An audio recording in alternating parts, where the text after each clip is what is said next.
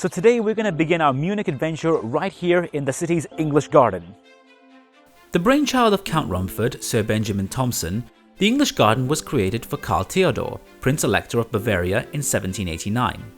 It still maintains much of its late 18th century charm, and today it covers an area of 3.7 square kilometers and extends from the city centre to the northeastern city limits.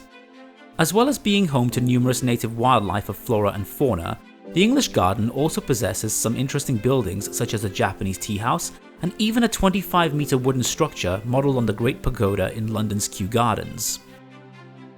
A short walk through the English Gardens can bring you to one of Europe's most renowned educational institutions, the Ludwig-Maxillians Universität München, aptly named after the 15th century Duke of Bavaria, Ludwig IX, and the early 19th century King Maximilian I of Bavaria. And while this establishment has a rich and fascinating past, an event in more modern history is what sticks out most about this university.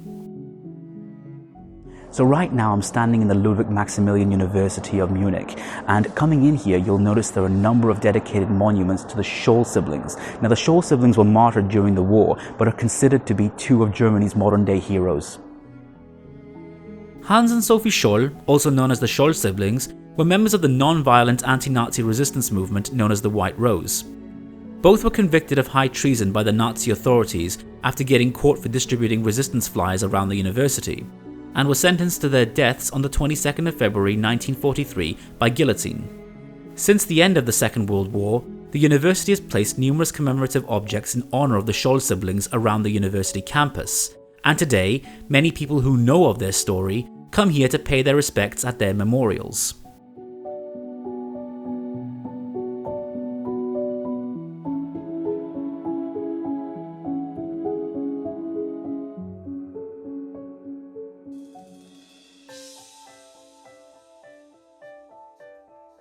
Munich is also home to the two palaces of the Wittelsbach monarchs of Bavaria, the Residenz in central Munich and the huge Schloss Nymphenburg in the west.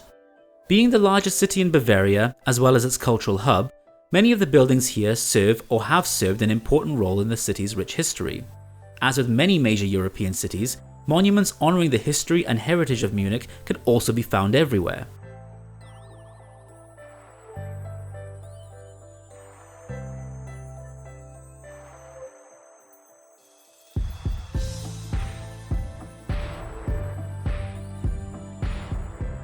So right behind me is the Maximilian building, which today houses the Bayerisches Landtag, also known as the Bavarian state legislature.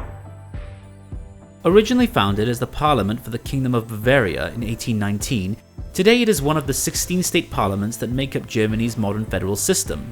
Another important Bavarian institution, albeit maybe not quite as political depending on how you see it, is the all-famous Hofbräuhaus.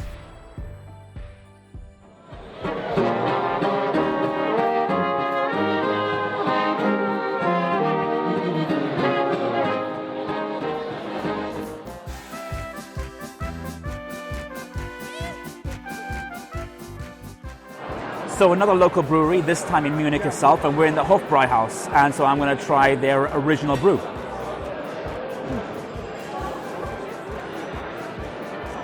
Stronger than yesterday's, but just as good. As well as the staple Bavarian beer, they also serve traditional Bavarian cuisine and desserts, and often play traditional music in the background. A number of traditional breweries, such as the Hofbräuhaus, can be found in the Old Town.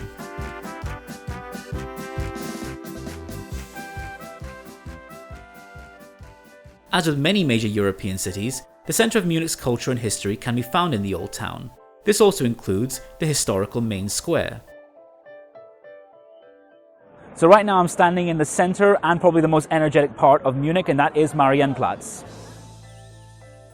The Marienplatz, or Mary's Square in English, has been the centre square of Munich since 1158, and hence is one of the most historical sites within the city of Munich. The square is largely dominated by the Neues Rathaus, also known in English as the New City Hall, built in the 19th century on the north side, and the Altes Rathaus, the Old Town Hall, with its origins going back to the 14th century, on the east. Not far from the main square, one can find the Viktualienmarkt, the famous marketplace of Munich. Historically, the original Marktplatz, or marketplace in English, would have been found in the Marienplatz, but that was before King Maximilian I had it moved in 1807 due to its rapidly expanding size. Also within the limits of the Old Town, one can find Alta Peter, or Old Pete in English. Old Pete is the 14th century St. Peter's Church, which has its origins going back to the 12th century. Records even seem to indicate that the site had a church here before the city had been founded in 1158. Some of Munich's medieval relics can be found throughout the city, and that includes parts of the old town's medieval wall, including the 14th century Löwenturm, dedicated to the 12th century Duke of Bavaria, Henry XII. The city also has a newly built Jewish synagogue and museum dedicated to the history of the Jewish community of Munich. And another place of significance within Munich that is also worth visiting is the 15th century Frauenkirche, also known as the Cathedral Church of Our Lady. The church is often considered to be one of the city's major landmarks and has come to symbolize the cultural epitome of the beautiful Bavarian capital and its rich heritage.